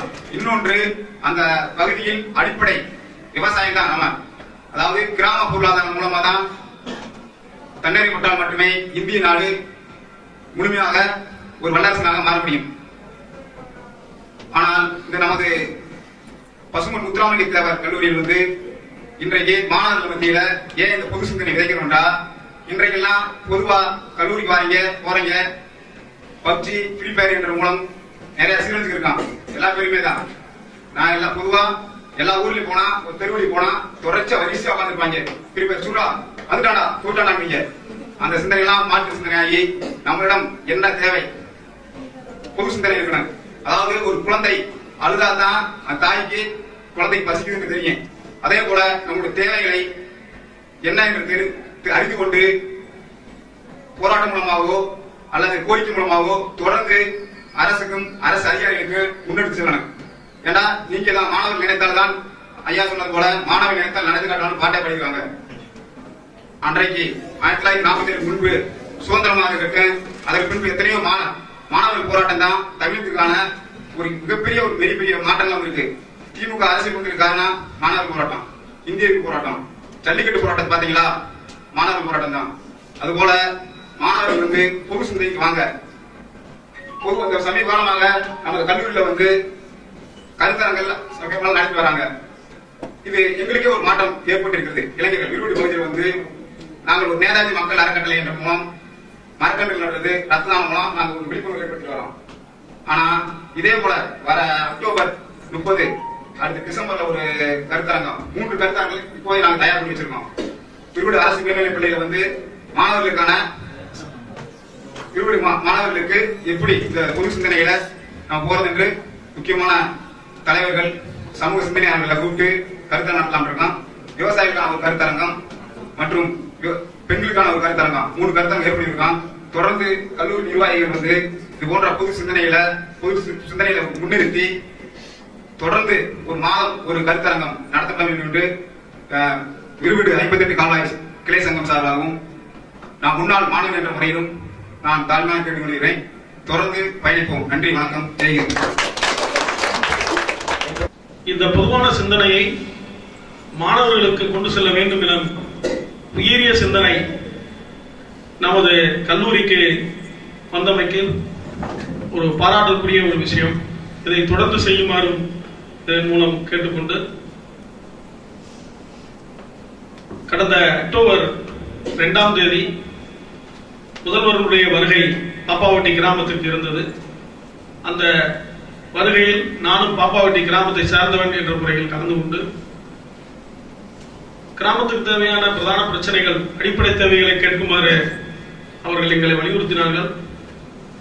அதையும் தாண்டி பொது பிரச்சனைகளை கொஞ்சம் நம்ம பேசணும் அப்படின்னு சொல்லிட்டு நாங்கள் முன்கூட்டியே சொல்லியிருந்தோம், கேட்டிருந்தோம். நிறைய ஆர்குமெண்ட் பின்னாடி இந்த விஷயத்தை ஏத்துக்கிட்டாங்க.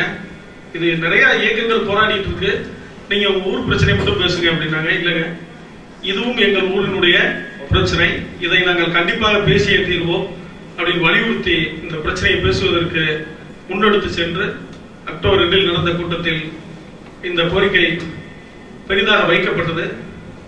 கோரிக்கை வைப்பதற்கு முன்பாக 58 கிராமம் இந்த பிரச்சனை என்ன, இது எப்படி ஆரம்பிச்சது, இந்த பிரச்சனைக்கு என்ன சொல்யூஷன் அப்படின்றதெல்லாம் முன்னாடி ஒரு 1 வீக் நான் கொஞ்சம் ஸ்டடி பண்ணேன். ஏன்னா அண்ணன் இவங்கெல்லாம் மிகப்பெரிய போராட்டம் நடத்துவாங்க, நாங்கள் ஃபேஸ்புக்ல பார்க்குறோம், வாட்ஸ்அப்ல பார்க்குறோம், இதெல்லாம் பார்த்துட்டு இருக்க முடிஞ்சு அவங்களோட சென்று போராடுவதற்கான வாய்ப்புகள் இல்லை. இருந்தாலும் இந்த சந்தர்ப்பத்தில் நாம் இதை பெருசா பேசணும் அப்படின்னு சொல்லிட்டு நம்ம ரெடி பண்ணி பேசணும். அப்ப ஸ்டடி பண்ணும் பொழுது அந்த அதிகாரிகளே எங்களிடம் சொன்ன விஷயம் ஏற்கனவே இருக்கிற பாசன விவசாயிகளுடைய ஒரு பேச்சுவார்த்தை தீர்வின் மூலம் ஏற்படுத்தப்பட்டதான் இந்த 58 கிராம கால்வாய் திட்டம். உபரி தண்ணீரை தவிர பாக்கி எந்த தண்ணீருமே திறக்க மாட்டோம்னு அவங்களும் சொன்னாங்க, இவங்களும் ஏத்துக்கிட்டாங்க. இதுல எதுக்குங்க திரும்ப திரும்ப நீங்க நிரந்தர ஆணை வேணும்னு கேட்குறீங்க, அடிக்கடி திறந்து விட தண்ணி திறந்து விட கேட்குறீங்க அப்படின்னு சொல்லிட்டு அவங்க எங்களை எதிர்கேள்வி கேட்டாங்க. பதில் சொல்ல முடியாத சூழ்நிலை கூட இருந்துச்சு. பின்னாடி அந்த மாதிரி ஆளுகள் தான் தொடர்பு கொண்டு நான் பேசினேன். அவர் நம்ம கள்ளக்குறிச்சி தியாகராஜன் அவரிடம், அவர் இன்னைக்கு வரலன்னு நினைக்கிறேன், அவரிடம் தொடர்பு கொண்டு கேட்கும் பொழுது பல உன்னதமான விஷயங்களை எனக்கு அவர் சொன்னாரு. அதன் பிறகு அவங்ககிட்ட நம்ம எடுத்து சொல்லும் பொழுது அவங்களே கொஞ்சம் பெருமைப்படைஞ்சாங்க. உபரி தண்ணீர் எப்படி நம்மளுக்கு கிடைக்கும் அப்படின்னு கேட்டீங்கன்னா, அங்க இருக்கிற விவசாயிகள் தண்ணீரவு பெறும் பொழுது நமக்கு உபரி தண்ணீர் நம்மளுக்கு கிடைக்கும். தண்ணீரவு பெற்று விட்டார்களா என்பதை அறிவதற்காக ஒரு குழு அமைக்கணும் அப்படின்னு நாங்க சொன்னோம். தண்ணீரவு பெற்று விட்டதுக்கான அதை அறிந்து கொள்வதற்காக ஒரு குழு அமைக்கணும். அந்த மாதிரி ஒரு குழு அமைச்சீங்கன்னா இங்க கலந்தரி கால்வாய் அவங்க ராமநாத கம்மாய்க்கு போகும் தண்ணீரை தடைவிடும் பொழுது நம்மளுக்கு ஆட்டோமேட்டிக்கா ஒரு அந்த 68 அடி வந்துடும் அப்படின்னு சொல்லி ஒரு கோரிக்கை விட்டான். அவங்க இது கூட நல்லா இருக்கே அப்படின்னு சொல்லிட்டு அமைச்சர் பொதுப்பணித்துறை, சரி ஒரு பத்திரப்பதிவுத்துறை அமைச்சர் பூர்த்தி அங்க இருந்தாரு. அவரும் இது நல்ல கோரிக்கையா இருக்கு தம்பி, இதை உடனே நம்ம செய்யலாமே, அங்க எல்லாமே பாசன வசதி நெருங்கி அவங்கதான் அறுவடைக்கு தயாராயிட்டாங்க, அதனால ஷட்டரை க்ளோஸ் பண்ணி இவங்களுக்கு 68 அடி வச்சு தண்ணி விடலாமே அப்படின்னு கேட்டு இசி எல்லா பற்றியும் பேசினாங்க. பேசும்பொழுது அவங்க, சார் இது அடைச்சோம்னா வருஷம் வருஷம் கேட்பாங்க சார், அதனால நம்ம கொடுக்கறது நல்லா இல்லை சார் அப்படின்னு சொன்னாங்க. அப்ப நம்மள என்ன சொல்றாங்கன்னா, இதுக்கு ஒரு போராட்ட குழு தயாரா இருக்கு, எப்பயாவது ஒரு முறை தண்ணி திறந்து விட்டால் அந்த தண்ணியை திரும்ப திரும்ப அந்த டைம்ல கேட்பாங்க அப்படின்னு சொல்லிட்டு அவங்க ஒரு பயமும் இருக்கு. நாங்க என்ன சொன்னோம், சார் போராட்ட குழு ஒரு பக்கம் இருக்கட்டும் சார், நீங்க உபரி தண்ணியை கொண்டு போய் கடல்ல கலக்கிறத விட எங்களுக்கு கொடுத்தா நல்லது தானே அப்படின்னு கேட்டோம். அதுக்கு ரொம்ப சிந்தனை பண்ணி மாவட்ட ஆட்சியரும் கூட இருந்தார் அனீஷ் சேகர், அவரும் சொன்னாரு, நல்ல விஷயம் தான் சார், செஞ்சிருவோம், நீங்க இந்த இசி எல்லாம் இதை நீங்க அரசியலாக்க வேணாம், நீங்க சட்டர் க்ளோஸ் பண்றதுக்கும் திறந்து வர்றதுக்கும் ஏதாவது ஜீவோ இருக்கா? எதுவுமே கிடையாது. அவங்க எப்ப வேணாலும் திறக்கலாம், எப்ப வேணாலும் அடைக்கலாம், அது யாருமே ஒண்ணுமே சொல்லல. அதனால அப்ப அடைங்க அப்படின்னு சொல்லி சொன்னாங்க. நாங்களும் ஊர்ல இருந்து வலியுறுத்தணும்னே சரின்னு சொல்லிட்டு அதை அடைக்கிறதுக்கு தயார் பண்ணாங்க. அப்பதான் எல்எஸ் இளங்கோவன் மாமா கூட இருந்தாரு. அவரு கூட சொன்னாரு, ஏங்க நீங்க தண்ணி திறந்து விட்டுறீங்க, கம்மாயிடம் உடஞ்சிக்கிட்டு போகுது அப்படின்னு சொன்னாரு. அப்ப உடனே ஆமா உடையுது, முள்ளு முளைச்சிருக்கு, நிறைய பாதைகள் சரியில்லை அப்படின்னு சொன்னோம். சரியில்லைன்னு சொன்னோடனே அவர் என்ன செஞ்சாரு, இதை தூர்வாடுறதுக்கு என்ன செய்யலாம் அப்படின்னு கேட்டாங்க. அவங்க அப்பதான் நம்மளுக்கே தெரியுது, திறந்து வருது ஒரு டீம், அந்த பராமரிக்கிறதுக்கு இன்னொரு டீம், குண்டாறு வகை திட்டம் சொல்லிட்டு விருதுநகர்ல இருந்து அதை பண்றாங்க. எங்களுக்கு அப்பதான் அந்த விஷயமே தெரியுது. என்ன சார் இது ஒரு ஆளா இருக்கு, அது ஒரு ஆளா இருக்கு, ஆமாங்க அப்படிதான் இருக்கு அப்படின்னா.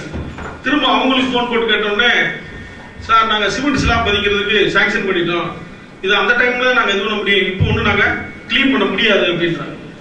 இவங்க என்ன சொன்னாங்க, தண்ணி திறந்து விட்டா வேஸ்ட் சார்ன்றாங்க. ஏங்க இதை கிளீன் பண்றதுக்கு எவ்வளவு செலவாகும், இதுக்கு போய் இப்போ வர்ற தண்ணியை ஏன் வேஸ்ட் பண்றீங்க?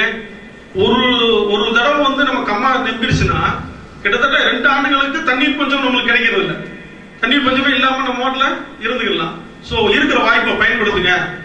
ஏற்கனவே 2 முறை கிட்டத்தட்ட 65 அடிக்கு வந்த பின்னாடி கீழே பிடிங்கி விட்டு தண்ணியை அவங்கள குறைச்சிருக்காங்க, 2 முறை குறைச்சிருக்காங்க. இந்த லெவலில் எத்தனை தானே கேட்பாங்க அப்படின்னு சொல்லிட்டு.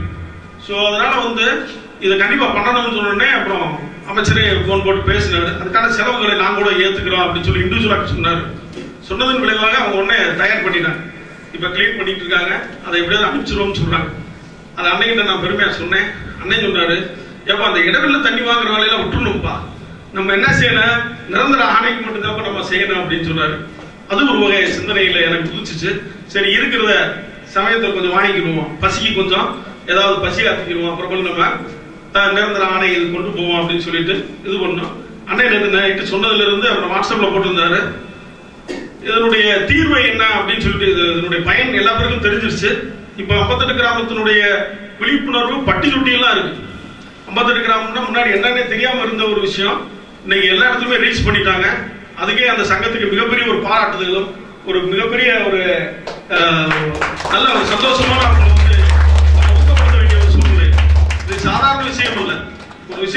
செல்வதை விட மக்கள் மத்தியில் சேர்ப்பது மிகப்பெரிய ஒரு சவாலான விஷயம். இன்று எல்லா பேருமே அதை பண்றாங்க. இதை மாணவர்களும் ஏற்றுக்கொள்ளுங்கள், மாணவர்களும் அவர் வழி நில்லுங்கள். இது கூட பிளாட் சொல்லியிருப்பாரு, அரசியலை வெறுத்தால் உங்களால் அருவருக்கப்படத்தக்கவன் உங்களை ஆளக்கூடுவான் அப்படின்னு சொல்லுவார். அரசியலை நீங்கள் வெறுத்தால் உங்களால் அருவருக்கத்தக்கப்படவன் உங்களை ஆளக்கூடுவான். உங்களை வேணாம்னு நீ யாரால சொல்றீங்க அவன் நீ ஆள வந்துருவான். நீங்க என்ன செய்வீங்க? அப்புறம் அதனால அரசியலை மாணவர்கள் நேசிக்கணும்னு சொல்றாங்க. அரசியல் என்பது 24 நேரம் நம்ம மாட்ட கொடி பிடிச்சிக்கிட்டு இது பண்றது இல்லை. கொள்கையோடு கோட்பாடோடு ஒரு அரசியல் வேண்டும். இப்ப என்ன செய்யணும்? நம்மளும் வளரணும், இந்த சமுதாயம் வளரணும். அப்படிப்பட்ட ஒரு அரசியலை நம்ம முன்னெடுக்கணும். மாணவர்கள் நீங்கள் கொஞ்சம் புரிந்து கொள்ளுங்கள். இதுல ஒரே ஒரு தீர்வை மட்டும், ரெண்டே விஷயம். அன்னை சொன்னது மாதிரியா கிட்டத்தட்ட 500 ஆயக்கட்டுகள் இருந்துச்சான். அந்த திருமூலம் பிரதான கால்வாய், கல்லந்தரி கால்வாய், அங்க நம்ம ராமநாதபுரம் பெரிய கம்மாய் வரைக்கும் போறதுக்கு 500 ஆயக்கட்டுகள் இருந்ததாக முன்னாடி இருந்ததாக சொல்றாங்க. அந்த 500 ஆயக்கட்டுகளுக்கு தேவையான தண்ணீர் தான் இருக்கு. இதுக்கு மேல எந்த கிளை கால்வாயும் வெட்டக்கூடாது என்பதுதான் அரசுடைய விதி. அங்க சொல்லப்பட்ட அந்த கவர்மெண்ட் ஆர்டர்ல சொல்றாங்க, ஜிஓல சொல்லியிருக்காங்க. அதை தாண்டி நம்ம என்ன செய்யறோம்? உபரி நீரை மட்டும் கொடுங்க, எப்படியாவது கொடுங்கன்னு சொல்லி இதை வாங்கிட்டோம். ஆனா இந்த 68 அடிக்கு கீழே இருக்க தண்ணியை வேற பக்கம் திறந்து விட்டா கடை நிலையில் இருக்கக்கூடிய பகுதியில் இருக்கக்கூடிய விவசாயம் பாதிக்கப்படும் அப்படின்றது அவங்களுடைய ஜீவோ. இதை நம்மளும் ஏத்துக்கிறோம். நம்மளும் விவசாயம், அவங்களும் விவசாயம் தானே, அந்த விவசாயம் நம்மளை பாதிக்க கூடாது. சரி, ரைட். ஆனால் இப்ப இருக்கிற நிலைமை என்னன்னு கேட்டீங்கன்னா 500 ஆயக்கட்டில் கிட்டத்தட்ட 200 ஆயக்கட்டு காணாமல் போய்விட்டது. விளைநிலங்கள் அனைத்தும் விற்பனை நிலங்களாக மாறிவிட்டன. கமர்ஷியல் பர்பஸ்க்காக என்ன பண்ணிட்டாங்க? பிளாட் போட்டு வித்துட்டாங்க. சோ அதனால பாசன வசதி பெறக்கூடிய நிலங்கள் மிக மிக குறைவு. நம்ம சங்கத்தின் சார்பாக ரீசர்வே ஒன்று எடுக்க சொல்லணும். ரீசர்வே, அதாவது எவ்வளவு விளைநிலங்கள் இருக்கிறது அப்படின்னு ரீசர்வே எடுத்தா கண்டிப்பாக தண்ணீர் தேவையும் கண்டிப்பாக குறையும். அந்த குறைவான தண்ணீர் தேவைக்கு இங்க தேவைப்படக்கூடிய நிலங்களுக்கு பாய்ச்சுவதற்கு நம்ம வலியுறுத்தலாம். இது ஒரு வகையான கோரிக்கை. அதுக்கடுத்து அங்க தண்ணீர் தேவை நிவர்த்தி அடைந்த பின்னுக்கு ஒரு கமிட்டி ஒன்று, கவர்மெண்டா இருந்தாலும் சரி நம்மளா இருந்தாலும் சரி, ஒரு கமிட்டி ஒன்று ஃபார்ம் பண்ணி அந்த பகுதியில் இப்ப சொன்னாங்க சிங்கமுன்னரியில மட்டும்தான் கொஞ்சம் தண்ணீர் தேவை இருக்கிறது, மற்ற ஏரியாவும் தேவையில்லை அப்படின்னு சொன்னாங்க. ஒரு கருத்து சொன்னாங்க.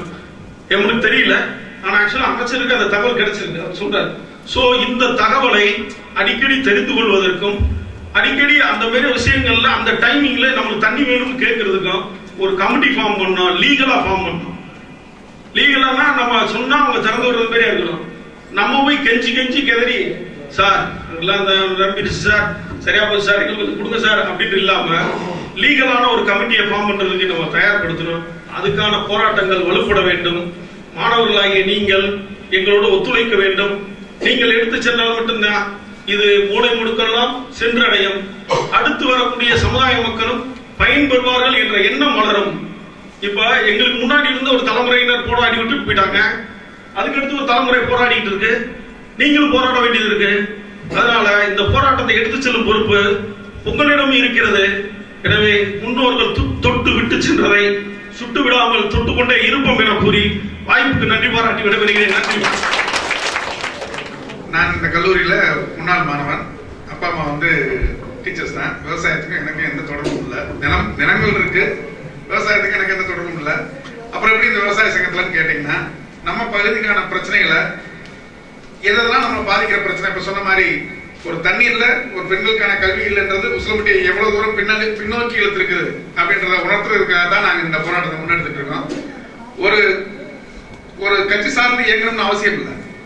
ஒரு நம்ம மனசுக்குள்ள ஒரு திட்டங்களை வச்சுக்கிட்டு நம்மளை பாதிக்கிற விஷயங்கள் எது அதை கையில் எடுத்துக்கு நம்ம போராடினாலே அதுல உறுதியா நின்னாலே நம்ம வெற்றியை தொட்டலான்றதுதான் நாங்க மாணவர்களுக்கு சொல்ல வர்ற விஷயம். நாங்களும் இந்த காலேஜ்ல ஸ்டூடெண்டா சினிமால பார்த்த மாதிரியான கல்லூரி மாணவர்களா இந்த காலேஜில் எங்களுக்கு நீங்காத நினைவுகள் நிறைய உண்டு. அதே சமயம் இந்த தமிழக அரசியலை மாற்றி அமைச்சதுல மாணவர்களோட பங்கு மிகப்பெரிய பங்குன்றது நீங்க கத்துக்கணும். அது தமிழக அரசியல் வரலாறு படிச்சீங்கன்னா தெரியும். ஒரு அண்ணாவும் கலைஞரும் அங்க மாணவர்கள் இருந்து வந்தவங்க தான் இந்திய எதிர்ப்பு போராட்டம் தான் தமிழகத்தை முழுமையா மாற்றி அமைச்சிச்சு. இன்னைக்கு இருக்க இளைஞர்கள்ட்ட தமிழ் தேசியம் சார்ந்த ஒரு நல்ல விஷயங்கள் வந்திருக்கு. இந்த கருத்தாக்கங்கள் தான் அரசியல் சார்பு இல்லாம ஒரு போராட்டத்தை நம்ம மத்தியில கொண்டு வந்திருக்கு. இன்னைக்கு அரசியல் கட்சி சார்பில்லாம நம்ம வென்றெடுத்த விஷயங்களை கணக்கெடுத்து ஜல்லிக்கட்டு, நெடுவாசல், நம்ம ஸ்டெர்லைட், இங்க தேனியில நியூட்ரினோ, முல்லை பெரியார். ஆக இந்த விஷயங்கள்லாம் வந்து மக்கள் முன்னெடுக்க அரசியல்வாதிகள் பின்னாடி வந்து நின்ற சரித்திரங்கள் நடந்திருக்கு. அந்த அடிப்படையில தான் நாங்க 88 கால்வாய் திட்டத்தை முழுசா மறந்த திட்டத்தை அந்த பாத்துக்குங்க. அவர் ஐயா பெரியவர் இருக்காரு தலைவர், அவருக்கு மூத்தவர் புலவர் சின்னன் ஐயா, அவருக்கு மூத்தவர் மூக்கியா தேவர். அவர்கள் தொட்டதை நாங்கள் தொடர்ந்து போராடி கொண்டே இருக்கும் பொழுது கூட இன்னைக்கும் வந்து நாங்க உங்ககிட்ட ஒரு ஏக்கமா தான் பேசிட்டு இருக்கோம், கிடைக்கல அப்படின்றது. ஆகவே நீங்க புரிஞ்சுக்கணும், நீங்க உசிலம்பட்டியில தொழிற்சாலை வந்துட்டா உசிலம்பட்டு முன்னேறும் நீங்க நினைச்சீங்கன்னா தப்பு. நீங்க கூலி ஆளாக தான் போறீங்க.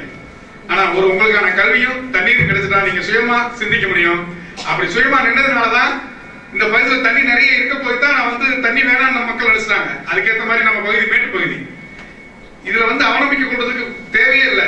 இன்னைக்கு விஞ்ஞானம் வளர்ந்திருக்கு, பொருளாதாரம் வளர்ந்திருக்கு, நீங்க நினைச்சா உடனே செய்யக்கூடிய அனைத்தும் வந்திருக்கு. அன்னைக்கு கால்வாய் திட்டத்தை துவங்கும் பொழுது கால்வாயில இருந்து தண்ணி மேட்டு பகுதியில இருந்து பழத்துக்கு வரும்ன்றது தெரிஞ்ச விஷயம். காமராஜர் கேட்டாராம் என்ஜினியர்கிட்ட, இந்த பகுதிக்கு தண்ணி கொண்டு போகணும் என்ன செய்யணும்னு கேட்டிருக்காரு. ஐயா மேட்டு பகுதி அந்த பகுதிக்கு கொண்டு போக முடியாது அப்படின்னு. இதுக்கு அவருடைய இன்ஜினியர் படிக்க வச்சோம். எங்க ஊர்ல மாறி வைக்கிறேன்னு சொல்லி மேட்டு பகுதிக்கு தண்ணி போகாது, உன்னை மேட்டு பகுதிக்கு தண்ணி கொண்டு போறது தான் இன்ஜினியர் வச்சோம் மாதிரி. இன்னைக்கு நீங்க அரசாங்கத்தை 2 விதத்துல புரிஞ்சுக்கணும். 2 கதை சொல்றேன். ஒண்ணு வந்து சகாயம் சொல்றது. என்னன்னு கேட்டீங்கன்னா, ஒரு கான்ட்ராக்டர் விடுறாங்க, சாலை ஓரங்கள் மரங்கள் நடணும். முதல் கான்ட்ராக்டர் என்ன செய்யணும்னு கேட்டீங்கன்னா குழி தோண்டணும். 2வது கான்ட்ராக்டர் செவ்வாய்க்கிழமை விதை விதைக்கணும். 3வது கான்ட்ராக்டர் புதன்கிழமை குழியை மூடணும். குழி தோண்டின கான்ட்ராக்டர் திங்கக்கிழமை தோண்டிடுறாரு. செவ்வாய்க்கிழமை போட வேண்டிய விதை போட வேண்டியவர் போடல. ஆனா புதன்கிழமை போட வேண்டிய குழியை மூட வேண்டியவர் கரெக்டா குழியை மூடிட்டார். அவங்க அரசாங்கம் அப்படித்தான் தனித்தனியா தான் இயங்கும். அதே மாதிரி இறையன்பு சொல்றாரு, சத்துணவு ஐஏஎஸ் இருக்கும்போது சத்துணவு பணிகளுக்கு ஆய்வு பணிகள் போகும்போது ஒரு 3 கூழாங்கல்ல வச்சுட்டே இருந்திருக்காங்க ஆர்டிடில. இவரு யோசிக்கிறார், ஏன் இந்த கூழாங்கல் வைக்கிறாங்க அப்படின்னு. முதல் ஹெட் மாஸ்டர் கூப்பிட்டு கேட்கிறாரு, என்ன கூழாங்கல்? இல்லைங்க என்கிட்ட 3 போன ஹெட் மாஸ்டர் வந்து கூழாங்கல்ல கொடுத்துட்டு போனாரு, அதை நான் அவங்ககிட்ட கொடுத்துட்டேன். இப்படி ஆய்வு பண்ணி பார்த்தா ஒரு 30 வருஷம் அப்படி மாத்தி மாத்தி கொடுத்துட்டே இருந்திருக்காங்க. இது என்ன கூழாங்கல் ஆராயும் பொழுது எம்ஜிஆர் சத்துணவு திட்டம் கொண்டு வரும்போது அன்னைக்கு கேஸ் அடுப்புல 3 கல் கொடுத்துருக்காங்க. அந்த கல்லு ஆரிட்டிங்கள வரும்போது கூழாங்கல்ல மாதிரி என்கிட்ட கொடுத்தாங்கன்னு அவங்க கொடுத்துட்டேன். இதுதான் 58 கால்வாயில நடந்துட்டு இருக்க குதர்க்கமான விஷயங்கள். படிச்சவங்க வந்து நல்ல வழிகாட்டுவாங்கன்னு நினைக்கிறது இல்ல. படிக்கிறவங்க வந்து ஏட்ல படிச்சதான் பேசிட்டே இருக்காங்களே ஒழிய மக்கள் கஷ்டம் என்ன, யாருக்காக இது பெண்ணுக்கு ஒரு அந்நிய நாட்டுல இருந்து வந்தவர் வெளியேறு நம்ம வெளியேற்றணும். ஆனா ஒரு அந்த விலையை மட்டும் நம்ம வச்சு பொங்க வச்சு கும்பிட்டு இருக்கோம். ஏன்னா அவர் மக்கள் மனசை ஆண்டவன்றதுனால நம்ம அவர் மனிதனான ஒரு மனிதன் நம்மளோட சக மனிதனா நினைச்சு வாழ்ந்துட்டு இருக்கோம். ஆனா இங்க இருக்க இன்ஜினியர் அவர் சொன்ன மாதிரி நீங்க இதுக்குள்ள போகும்போது தெரியும், 58 கால்வாய் வந்து மிகப்பெரிய மர்ம தேசம். இதுக்குள்ள இருந்தா எங்களுக்கே புரியாத புதிரெல்லாம் நிறைய. 3 டேமுக்கு 3 இ இவர் பெர்மிஷன் கொடுத்தா தான் அவர் கொடுப்பாரு. பார்த்திபன் படத்துல வடிவேல் படத்துல சொன்ன மாதிரி இது அண்ணன் பங்கு, இது தண்ணி பங்கு, இது தம்பி பங்கு, கீழே இருந்து எடுக்கக்கூடாதுன்ற மாதிரி எல்லாம் வரையறை வச்சிருக்காங்க. அந்த முட்டுக்கட்டைகளை நம்ம கண்டுபிடிக்கத்தான் நமக்கு தேவையான முன்னேற்றம் நல்லா கிடைச்சிக்கிட்டே இருக்கு. இன்னைக்கு அவங்களுக்கு வழி சொல்ற இடத்துல நம்ம இருக்கோம். இந்த 58 கால்வாய் திட்டம் வந்து கண்டிப்பா நிச்சயமாக நிறைவேறும். இப்ப காங்கிரீட் கால்வாய்க்கு 60 கோடி நிதி ஒதுக்கிட்டாங்க. நாங்க ஒரு 4 கோடி ரூபாய் நிதிக்காக தொடர்ந்து 5 ஆண்டுகள் போராடணும்.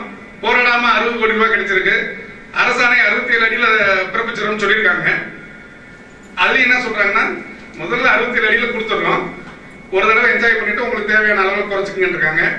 இவர் நீங்க சொன்ன மாதிரி இந்த ஆயக்கட்டைகளை தீர்மானம் பண்ணும்போது அடிகளை குறைச்சு கேட்கறதுக்கான வாய்ப்புகள் இருக்கு. அது மிகப்பெரிய சட்ட போராட்டம் பண்ண வேண்டியிருக்கும். மக்களோட ஆதரவும் மிகப்பெரிய அளவில் தேவை. 3வது தீர்வு என்னன்னு கேட்டீங்கன்னா, ஒரு விவசாயி இன்னொரு விவசாயிக்கு தண்ணி கொடுக்க கூடாதுன்னு சொல்லக்கூடாது. நாங்க ராமநாதபுரத்துக்கு அம்மாய்க்கு வந்து தண்ணி கொடுக்க விருப்பம் இருக்கு போய் தான் எங்களை கடந்து போக அனுமதிக்கிறோம். அப்படி இருக்க ஒரு விவசாயி வந்து நான் விவசாயம் பண்ணக்கூடாதுன்னு நினைக்க மாட்டாங்கன்னு நாங்க நினைக்கிறோம். ஒருவேளை நமக்கு தண்ணி விடுறத அவங்க எதிர்ப்பாங்கன்னு ஒரு சூழ்நிலை இருந்தால் கண்டிப்பா நாங்களும் எதிர்ப்போம். எங்களுக்குன்னு ஒரு குணம் இருக்கு, எங்களை தாண்டி எப்படி தண்ணி போகுது அப்படின்னு ஒரு முடிவுக்கு நாங்க வந்தால், நாம வந்தா யார் தண்ணியை கடத்தி அங்க கொண்டு போக முடியும்? 3வது தீர்வு, அனைத்து விவசாயிகளுக்கும் தண்ணீர் வேணும்னா முல்லை பெரியாறு 152 அடியா கூட்டணும்ன்றது ஒரு பெரிய விஷயமா பண்ணிட்டு இருக்காங்க. ஆனா முல்லை பெரியாறுல 18 அடியில ஒரு தண்ணி எடுக்க முடியும். 152 அடி தேக்க வேண்டிய அவசியம் கிடையாது. நீங்க தண்ணி எடுக்கிற அளவை நம்ம அதிகப்படியா இருக்கும் பொழுது, என்னைக்கு பெண்ணுக்கு வந்து 4 பைப் போட்டாரோ அந்த பைப் போடுறதுக்கு கூடுதலா பைப் போட்டீங்கன்னா வைடாமுக்கு நமக்கு கூடுதல் தண்ணி எடுக்க முடியும். அங்க தேக்கிறதா பிரச்சனை, தண்ணி எடுக்கிறது பிரச்சனை இல்லை. ஆக அந்த வழியும் நம்ம அரசுக்கு பரிந்துரை செய்ய வேண்டிய கட்டாயத்தில் இருக்கிறோம். இப்ப நாங்க சொல்றது என்னன்னு கேட்டீங்கன்னா, உங்களை பாதிக்கும் பிரச்சனை இன்னைக்கு இடஒதுக்கீடு, நாளைக்கு பிஎம்டி காலேஜ்ல நெருக்கி வன்னியர் காலேஜ் தான் இருக்கும். இடஒதுக்கீடு படி நீங்க அனுமதி கொடுத்தீங்கன்னா இன்னொரு அடுத்த 5 ஆண்டுகள்ல வந்து வன்னியர் காலேஜா மாறிடும். உங்களுக்கான இடஒதுக்கீடு பறிக்கப்பட்டிருக்கு. அதை பத்தி உணர்வு நமக்கு இல்ல. டிஎன்டினா என்னன்னு தெரியல. 58 கால்வாய் பிரச்சனையில 58 கால்வாய் வந்து ஒரு விவசாய சங்க பிரச்சனை இல்ல. அதனால குடும்ப பொருளாதாரம் பாதிக்கப்படுது. அந்த பொருளாதாரம் பாதிக்கப்படும் பொழுது என்பதை மாணவர்கள் உணர்ந்து கொள்ள வேண்டும் என்பது எங்களுடைய நோக்கம். ஆகவே மாணவர்களாகிய நீங்கள் நம்மை சுற்றி நடக்கின்ற விஷயங்களை கவனத்தில் கொண்டு, இது நம்மை பாதிக்குமா, இது நம்மை முன்னேற்றத்துக்கு கொண்டு போகுமா அப்படின்றதை எடுத்து, அரசியல் கட்சி சார்பு இல்லாமல், அரசியல் இல்லாமல் நீங்கள் இருக்கவே முடியாது. அரசியல் கட்சி சார்பு இல்லாமல் நம்ம ஊருக்கு எது நல்லது செய்யணும் அப்படின்ற ஒரு நினைப்போட செயல்பட்டா எல்லா திட்டங்களும் வெற்றி திட்டமாக மாறும். எங்களுடைய திட்டமும் வெற்றி திட்டமாக மாறும். கண்டிப்பாக வெற்றியோடு உங்களை சந்திப்போம் என்ற நம்பிக்கையுடன் எங்களுக்கு உங்களுடைய உதவி வேண்டுமாய் கேட்டுக்கொண்டு விடைபெறுகிறேன். நன்றி, வணக்கம்.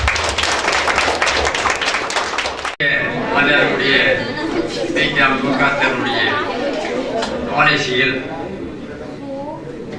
இங்கே செயல்பட்டு வரக்கூடிய தலைவர்களும் செயலாளர்களும் பொருளாளர்களும் இங்கே படிக்கக்கூடிய மாணவர்களுக்கும் இந்த 58 கால்வாய் திட்டத்தை பற்றி இந்த நேரத்திலே நான் 10 ஆண்டு காலமாக கஷ்டப்பட்டு கண்ணீர் விட்டு தண்ணியோட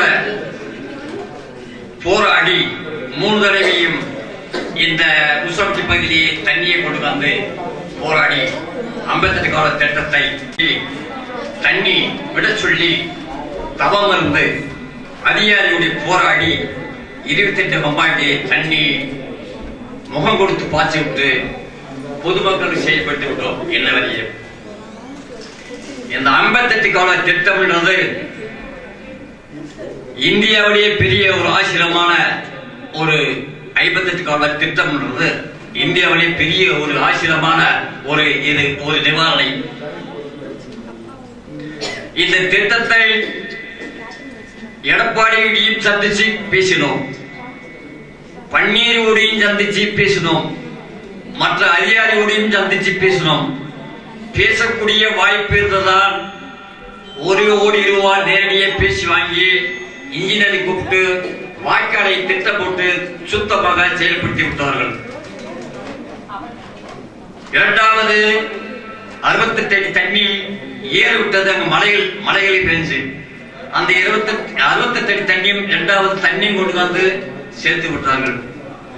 அதை பற்றி இந்த 2 வருஷமும் விவசாயிகள் குறைவில்லை, தண்ணி குறைவில்லை, குடிநீர் குறைவில்லை.